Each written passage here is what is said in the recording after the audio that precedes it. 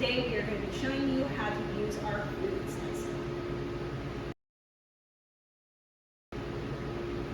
The first step to using the food slicer is to get it set up in the space location of your choice and to plug it in.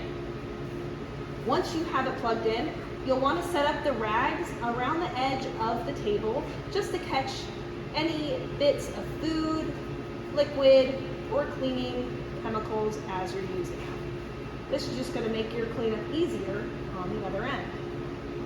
You'll also want to put on a set of cut gloves that we provide. These cut gloves will be located in or around the food slicer, and then they need to be covered by a set of disposable gloves to keep the cut gloves as clean as possible. Next, you'll want to adjust the thickness of the blade to your preferred slicing width. Once you have that set to whatever your preferred slicing width is, you'll want to load the food chute with whatever food you're going to be using. The food chute is loaded right up at the top, and you use the weighted arm to push the food down against the slicer. Do not use your hands to push your food against the slicer. After you have everything set up and your preferred thickness, your food loaded, you can now turn on the machine. After you've turned on the machine, you're just going to gently slide it back and forth to create the slices of the food.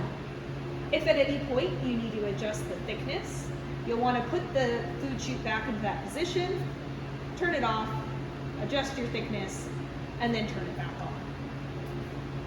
And slice away. We have now finished slicing, and we're going to disassemble the machine to clean it. We're going to start by taking off the food chute. Twist this knob to release the food chute, lift it out, and take it over to the dish sink. Next, you want to release the covering to the blade to be washed. Flip that back, pull the pin at the top, and then release it. Take that over to the dish sink to be washed.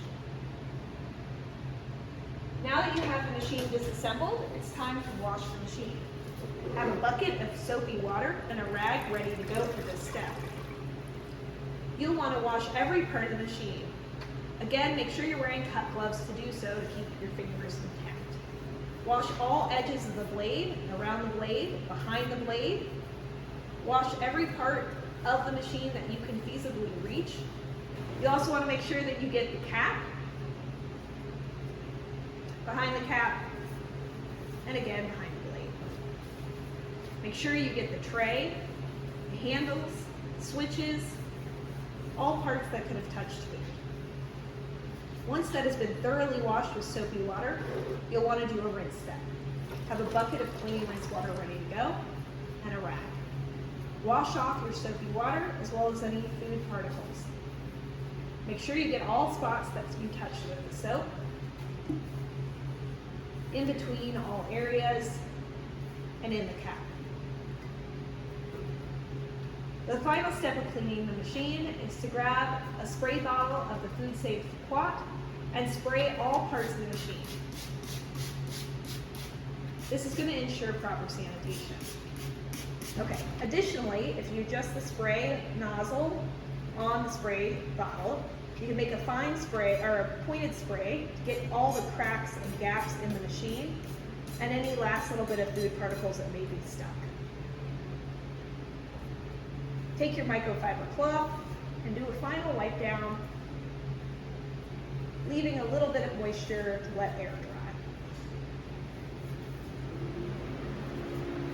Make sure you get all areas, edges, sides, anything that may have been caught up, leaving it perfectly clean for the next user.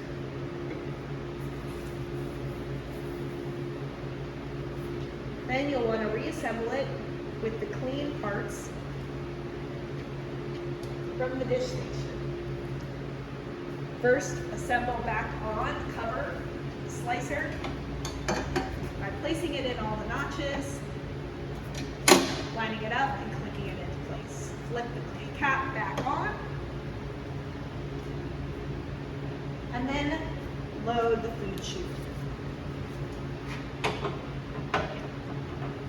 Make sure you tighten the food chute back into place so that it's all set up and ready to go.